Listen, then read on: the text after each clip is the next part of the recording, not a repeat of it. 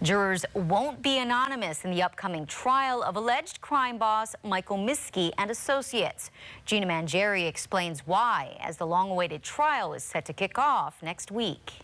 It's been 4.5 years since Michael Miskey was federally indicted in a sprawling criminal conspiracy case that grew to more than a dozen other suspects, most of whom have reached plea deals in the years since. Finally, next week, the repeatedly delayed trial of the remaining defendants begins for Miskey, John Stansel, and Delia Fabro Miskey.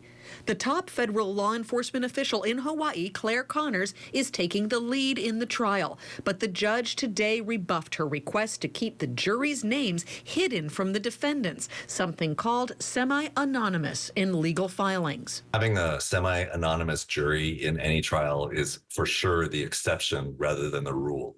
So the rule is both sides get to know the names and identities and certainly the place of employment or what type of job these different jurors have.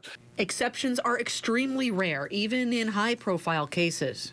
All of that kind of demographic or identifying information is helpful for lawyers who are deciding the case, as well as the defendants and the government, to be able to make a decision about whether they have a good cross-section of the community or the right cross-section of the community that they want in order to be able to give their side the best possible jury. Connors had said this time is different. In her request to the court, the U.S. attorney said anonymity was warranted due to the nature of the charges, multiple instances of witness tampering, and repeated comments from potential jurors that they fear for their safety and retaliation against themselves or their families. Because they were hearing that this was an organized crime trial, or they had read stories about this case.